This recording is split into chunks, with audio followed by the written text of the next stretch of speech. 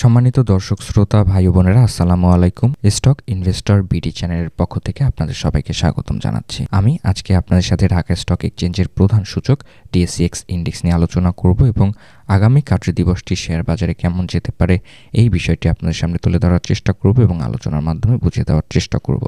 So hello, আমি Yasin Shoaib, welcome to my channel. আর এখনও যারা আমার এই চ্যানেলটিকে সাবস্ক্রাইব করেনি, প্রতিদিনকার মার্কেট আপডেট পেতে এবং বিভিন্ন ধরনের স্টক অ্যানালাইসিস পেতে চ্যানেলটিকে সাবস্ক্রাইব করবেন এবং পাশে থাকা নোটিফিকেশন আইকনটি অন করে দেবেন।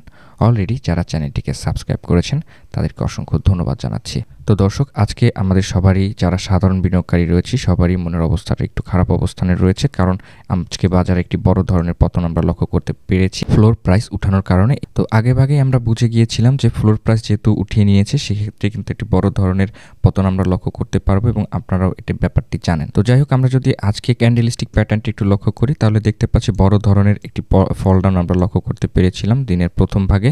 পরবর্তীতে ধীরে ধীরে আপট্রেন্ড করেছে এবং আমাদের 6121 পয়েন্ট পর্যন্ত নেমে এসেছিল এবং পরবর্তীতে কিছুটা রিকভারি করে 6240 পয়েন্টের কাছে আমাদের মার্কেটটি ক্লোজ করেছে। তো যাই হোক, ভলিউমের দিকে লক্ষ্য করলে দেখতে পাচ্ছি বিগত দিনের যে ভলিউমের লেনদেন ছিল তার আশেপাশেই রয়েছে, বাট কিছুটা কম হয়েছে লেনদেনের পরিমাণটি। তো যাই হোক, বিস্তারিতভাবে আলোচনায় যাওয়ার আগে আমরা যদি একটু আজকে বাজারের মুভমেন্ট একটু লক্ষ্য করি তাহলে দেখতে পাচ্ছি আজকে আমাদের শেয়ার বাজারের দিনটি শুরু হয়েছিল 6334 পয়েন্ট থেকে।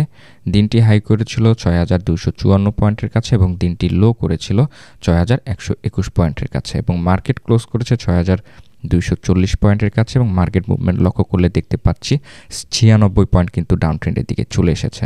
দর্শক, আমরা যদি এখন গ্রাফ চার্টের দিকে লক্ষ্য করি, ওটার পর থেকে কিন্তু স্টেবল অবস্থানে ছিল, পরবর্তীতে কিছুটা বাই প্রেশার আমরা লক্ষ্য করতে পেরেছি। তো যাই হোক, যে সকল কোম্পানিগুলো আজকে শেয়ার বাজারে প্লাস ইন্ডেক্স কন্ট্রিবিউট করেছিল সেখানে উঠে এসেছে Lafarge Holcim, Square Pharma, Berger Paint, Khan Brothers, Kohinoor Prime Bank, BRAC Bank, Marico, Dutch Bangla Bank এবং রূপালী ব্যাংক। একই সাথে যে সকল কোম্পানিগুলো আজকে শেয়ার বাজারে মাইনাস ইন্ডেক্স কন্ট্রিবিউট করেছে সেখানে উঠে এসেছে Walton, ICB, Titas gas, Beximco pharmaceuticals, NBL, trust bank, IPDC, GPH ইস্পাত, আইএফআইসি এবং ন্যাশনাল লাইফ ইন্স্যুরেন্স। তো আজকে শেয়ার বাজারে 52টি শেয়ারের দাম বেড়েছে, দাম কমেছে 294টি শেয়ারের এবং অপরিবর্তিত রয়েছে 35টি শেয়ারের দাম। তো দর্শক, আজকে যদি আমরা একটু সাপোর্ট এবং রেজিস্ট্যান্স লাইনটিকে একটু লক্ষ্য করি তাহলে দেখতে পাচ্ছি আজকে দিনে আমাদের প্রথম যে সাপোর্ট লাইনটি রয়েছে এটি রয়েছে 6226 পয়েন্টের কাছে। তার পরবর্তী যে সাপোর্ট লাইনটি রয়েছে 6187 পয়েন্টের কাছে এবং পরবর্তী যে সাপোর্ট লাইনটি রয়েছে এটি রয়েছে 6122 পয়েন্টের কাছে। তো দর্শক, আমরা যদি এখন রেজিস্ট্যান্স লাইনটিকে একটু লক্ষ্য করি তাহলে দেখতে পাচ্ছি আমাদের প্রথম বর্তমানে যে রেজিস্ট্যান্স লাইনটি রয়েছে এটি রয়েছে 6267 পয়েন্টের কাছে। দ্বিতীয় যে আমাদের রেজিস্ট্যান্স লাইনটি রয়েছে এটি রয়েছে 6300 পয়েন্টের কাছে এবং তৃতীয় যে আমাদের রেজিস্ট্যান্স লাইনটি রয়েছে এটি রয়েছে 6347 পয়েন্টের কাছে এবং সর্বোচ্চ যে আমাদের রেজিস্ট্যান্স লাইনটি রয়েছে এটি রয়েছে 6389 পয়েন্টের কাছে। তো দর্শক, সাপোর্ট এবং রেজিস্ট্যান্স লাইনটিকে ড্র করার পরে আমরা যদি একটু ক্যান্ডেলস্টিক প্যাটার্নটি একটু লক্ষ্য করি তাহলে দেখতে পাচ্ছি আজকে আমরা যে ক্যান্ডেলটি পেয়েছি এটি একটি বড় ধরনের পতন করেছে এবং 6121 পয়েন্টের কাছে গিয়ে ঠেকেছে এবং এখানে থেকে কিন্তু পরবর্তীতে একটি হায়ার লো ক্রিয়েট করেছে এবং হায়ার লো ক্রিয়েট করে পরবর্তীতে কিন্তু একটি আপট্রেন্ডের র্যালি করেছে বাই প্রেশার পেয়ে এবং 6240 পয়েন্টের কাছে মার্কেটটি ক্লোজ করেছে। তো এখানে কিন্তু আমাদের 6226 পয়েন্টের যে রেজিস্ট্যান্স লাইনটি রয়েছে এটিকে ব্রেক করে আপট্রেন্ডে গিয়েছে। তো আজকে ক্যান্ডেলটি দেখে কিন্তু আমরা মোটামুটি আশাবাদী এবং আগামী কার্যদিবসে শেয়ার বাজার কেমন যেতে পারে এটি কিন্তু একটি আমরা স্পষ্ট ধারণা পেতে গিয়েছি। তো যাই হোক, আমরা যদি এখন আরএসআইটিকে একটু লক্ষ্য করি তাহলে দেখতে পাচ্ছি আরএসআইটি বড় ধরনের একটি পতন আমরা লক্ষ্য করতে পারছি এবং আরএসআইটি বর্তমানে 40 পয়েন্টের কাছে অবস্থান করছে এবং আরএসআইটি কিন্তু আপট্রেন্ড করেছিল বিগত দিনে 80 পয়েন্টের কাছাকাছিতে এবং বর্তমানে কিন্তু আরএসআইটি একটি ভালো অবস্থানে রয়েছে আপট্রেন্ড করার জন্য এবং বাজারটিকে বহুদূরে নেওয়ার জন্য স্পেস পেয়েছে। তো যাই হোক, আরএসআইটি নিম্নমুখী অবস্থানে আমরা লক্ষ্য করতে পারছি এবং এমএসিডি ক্রসওভারের দিকে লক্ষ্য করলে দেখতে পাচ্ছি যে এমএসিডি ক্রসওভারের যে ফাস্ট মুভিং অ্যাভারেজ লাইনটি কিন্তু ডাউন ট্রেন্ডের দিকে চলে এসেছে এবং স্লো মুভিং অ্যাভারেজ লাইনটি কিন্তু আমাদের সাপোর্ট দিয়ে আপ ট্রেন্ডে যাচ্ছে। তো আগামীকালকে যদি বাজারটি ডাউন ট্রেন্ডে যায় সেক্ষেত্রে কিন্তু একটি ক্রসওভার করার সম্ভাবনা তৈরি করছে। তো যদি আগামীকালকে বাজারটি ডাউন ট্রেন্ডে যায় সেক্ষেত্রে কিন্তু আমাদের একটি ক্রসওভার ক্রিয়েট করতে পারে। তো হিস্টোগ্রামের ভলিউমের দিকে লক্ষ্য করলে দেখতে পাচ্ছি যে বিগত দিনের আপট্রেন্ডে র্যালি করে একটি নেতিবাচক হিস্টোগ্রামের ভলিউম আমরা পেয়েছিলাম। তো আজকের দিনে যে হিস্টোগ্রামের ভলিউমটি পেয়েছি সেটি কিন্তু নেতিবাচক না, বাট মার্কেট পজিটিভ মুভমেন্টের দিকে নিয়ে যাচ্ছে বিধায় আমরা এই ভলিউমটি পেয়েছি। তো হিস্টোগ্রামের ভলিউম থেকে কিন্তু আমরা একটি পজিটিভ সিগন্যাল পাচ্ছি। তো যাই হোক, যে পরিমাণে সেল প্রেশারে আমরা আজকে বাজারে লক্ষ্য করতে পেরেছি সেখানে কিন্তু ৬,১২২ পয়েন্ট পর্যন্ত নেমে এসেছিল।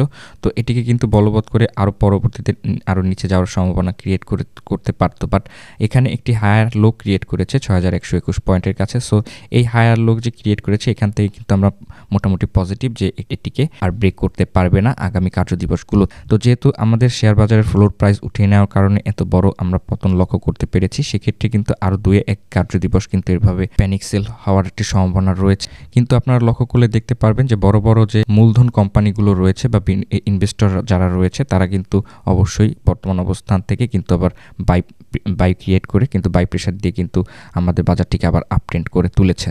তো আজকে আপনারা যারা প্যানিক সেল করেছেন তাদের উদ্দেশ্যে বলতে চাচ্ছি, যদি এখনও হাতে কোনো শেয়ার থেকে থাকে অবশ্যই শেয়ার স্টকগুলোকে হোল্ড করে প্যানিক সেল না দিয়ে একটু হোল্ড করবেন, দেখবেন যে আগামীতে স্টক মার্কেটটি ভালো করবে। আর সবথেকে বড় কথা হচ্ছে যে কোনো শেয়ার লসে সেল দেওয়া ঠিক না। তো আপনারা যারা অলরেডি হাতে শেয়ারগুলো রয়েছে তাদের উদ্দেশ্যে বলতে চাচ্ছি, আপনারা একটু ধৈর্য ধরে মার্কেটটিতে একটু ওয়াচ করেন, দেখবেন যে আগামীতে আপনারা ভালো একটি প্রফিট আর্ন করতে পারবেন। তো অলরেডি যা চিন্তাভাবনা করছেন যে আগামীতে বা আগামী কার্যদিবসগুলোতে শেয়ার বাজারে একটু বিনিয়োগ করবেন বলে চিন্তাভাবনা করছেন, অবশ্যই মার্কেটটি ওয়াচ করে তারপরে বিনিয়োগের সিদ্ধান্ত নেবেন। যেহেতু এখন পর্যন্ত বিশৃঙ্খল একটা অবস্থানে রয়েছে, এইভাবে প্যানিক সেল আগামী ২-১ কার্যদিবস পর্যন্ত চলার একটি সম্ভাবনা রয়েছে। তো যদি আগামী কার্যদিবসে বাজারটি ডাউন ট্রেন্ডের দিকে যায় সেক্ষেত্রে আমাদের যে প্রথম যে বর্তমান সাপোর্ট লাইনটি রয়েছে ৬,২২৬ পয়েন্টটিকে এখান থেকে আসতে পারে। তো যদি এই সাপোর্ট লাইনটিকেও ব্রেক করে তাহলে তার পরবর্তী গন্তব্য হচ্ছে ৬,১৮৭ পয়েন্ট পর্যন্ত। তো আশা করছি এই ৬,১৮৭ পয়েন্ট পর্যন্ত ডাউন ট্রেন্ডের দিকে নামবে না, এখান থেকে আবার রিকভারি করে মুভমেন্ট করা শুরু করবে। তো আগামীকালকের বাজার যদি আপ ট্রেন্ডে যায় সেক্ষেত্রে কিন্তু চেষ্টা করবে বাজারটি, যেহেতু আরএসআইটি ডাউন ট্রেন্ডের দিকে অবস্থান করছে এবং ভালো একটি অবস্থানে রয়েছে, সেক্ষেত্রে ৬,৩৩৪ বা ৪৭ পয়েন্ট পর্যন্ত আপ ট্রেন্ড করার একটি চেষ্টা করবে।